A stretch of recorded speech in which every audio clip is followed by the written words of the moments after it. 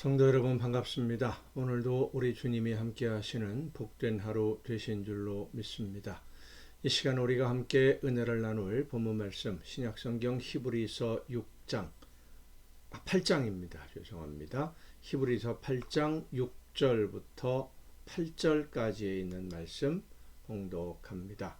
히브리서 8장 6절부터 8절입니다. 그러나 이제 그는 더 아름다운 직분을 얻으셨으니 그는 더 좋은 약속으로 세우신 더 좋은 언약의 중보자시라. 저 첫 언약이 무흠하였더라면 둘째 것을 요구할 일이 없었으려니와 그들의 잘못을 지적하여 말씀하시되 주께서 이르시되 볼지어다 날이 이르리니 내가 이스라엘 집과 유다 집과 더불어 새 언약을 맺으리라. 아멘. 가정 예배를 통해서 제가 여러 번 언급하고 또 지난 시간에도 말씀드렸듯이 하나님이 하시는 일, 앞으로 하실 일, 이미 하신 일도 마찬가지고요. 우리가 우리의 말로, 언어로 완벽하게 설명하거나 이해할 수 없다는 사실을 우리는 늘 잊지 말아야 됩니다. 우리가 생각하는 이 3차원적인 세상의 사람들로서는 이해할 수 없는 그런 차원의 일들이기 때문입니다. 몇 차원이 되는지조차도 우리는 짐작할 수 없다라고 그랬죠. 그래서 믿지 않는 사람들에게 하나님이 하신 일에 대해서 하나님에 대해서 설명하고 이해시키고 설득하려고 하면 어렵습니다.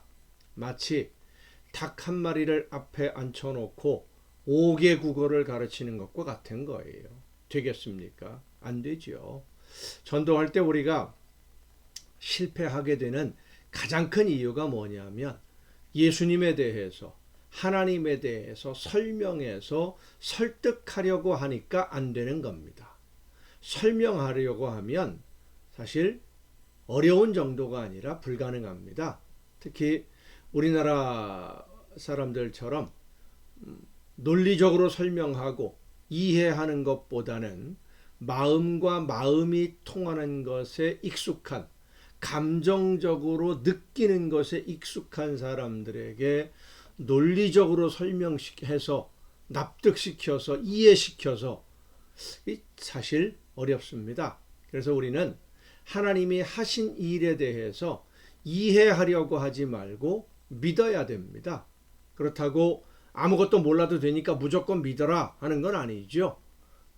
성경에 있는 말씀들을 근거로 해서 아닌 것은 아닌 것이고 모르는 것은 모르지만 그러나 하나님이 나를 사랑하셔서 예수님을 통해서 나를 구원하신다. 예수님이 나의 제물이 되어주셨고 지금도 나를 위해 간구하시는 대제사장이다 라고 하는 이 사실을 우리는 알고 믿어야 됩니다. 자, 그러면 복음을 전할 때는 어떻게 합니까? 설명해서 설득하려고 하기보다는 내가 하나님의 말씀을 듣고 믿음으로 사는 것을 먼저 삶에서 보여줄 수 있어야 됩니다. 사람들은 말을 듣는 것보다는 삶에서 느끼는 것을 더 신뢰하죠. 말 잘하는 사람들이야 정치하는 사람들 따라갈 수가 있겠습니까? 하지만 삶에서 나는 향기는 억지로 만들어서 되는 것이 아닙니다. 주일에 성경책 들고 교회 가서 예배 잘 드렸다 그러면 믿는 성도라고 좋게 보아줍니까? 무조건 아니죠. 그 사람의 삶을 봅니다. 그래서 우리 믿는 성도들이 살아가는 삶 전체가 곧 전도가 되는 겁니다. 말로 설명해서 전하려고 애쓰지 말고 말보다 먼저 우리의 삶으로 내가 믿음으로 살아가는 모습을 보여줌으로써 그 모습을 보고 예수님을 믿는 것이 어떤 것인지를 보고 알고 따라오게 해야 되는 것입니다.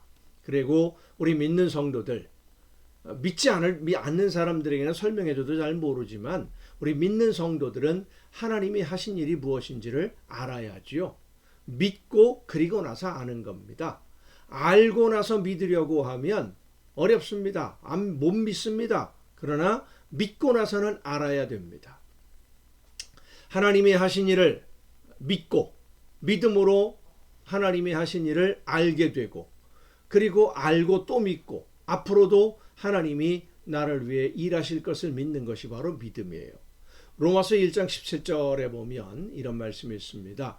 복음에는 하나님의 의가 나타나서 믿음으로 믿음에 이르게 하나니, 기록된 바 오직 의인은 믿음으로 말미암아 살리라 함과 같으니라 라고 말씀을 합니다. 믿음으로 믿음에 이르게 한다라고 하는 이 말씀, 우리말로 쉽게 표현하면 그렇습니다. 믿으면 믿어진다는 의미예요. 믿음은 성령의 역사에 순종하는 것임을 우리가 먼저 알아야 됩니다. 믿음은 순종입니다. 성령께서 내 심령의 변화를 일으켜 주실 때, 믿어지게 해 주실 때 순종함으로 믿는 것이지, 내가 적극적으로 믿으려고 해서 믿어지는 것이 아닙니다. 그래서 믿음과 구원은 전적으로 하나님의 은혜의 선물입니다.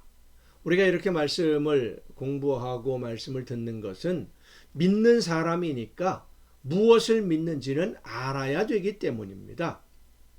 예수님은 우리의 죄를 용서받을 수 있게 해주시는 유일한 완전한 제물이시고, 또 예수님은 우리의 죄를 용서해달라고 하나님께 완전한 제물을 드릴 수 있는 대제사장이시고, 지금도 예수님은 우리를 하나님께로 이끌어 주시고 우리를 위하여 간구하시는 대제사장이십니다. 그걸 믿는 겁니다. 그런데 우리는 예수님이 제물이 되어 주셨음에도 불구하고 또다시 죄를 범하고 하나님 앞에 죄인이 될 수밖에 없는 연약한 사람들입니다.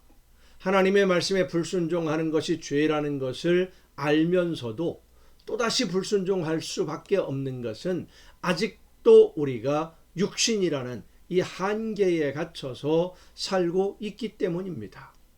아무리 결단을 하고 마음을 굳게 해도 마귀 사탄의 시험, 유혹을 이길 수가 없지요. 마귀의 시험을 이기는 것은 오직 성령의 도우심으로만 가능합니다.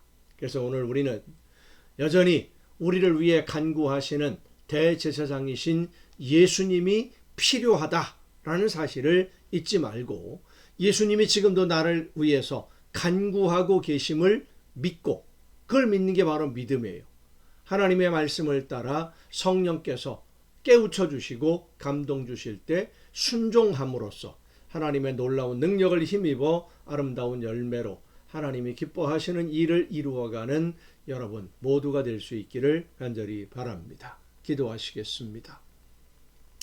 크신 은혜와 사랑으로 오늘도 연약한 저희들을 돌보시고 인도해 주시는 아버지 하나님, 하나님의 나라를 바라보며 예수님이 나를 대신하여 제물이 되어 주셨음을 감사하면서 하나님이 기뻐하시는 열매가 되기 위해 오늘도 성령의 인도하심에 순종하되 즉시 순종함으로써 하나님께 기쁨 드리는 우리 모두가 되게 하여 주시옵소서. 이 모든 말씀을 예수님의 이름으로 기도하옵나이다. 아멘. 여러분 오늘도 수고 많으셨습니다. 내일 또 정한 이 시간 가정 예배를 통해서 여러분 모두 함께 다 같이 만날 수 있기를 바랍니다. 내일 뵙겠습니다.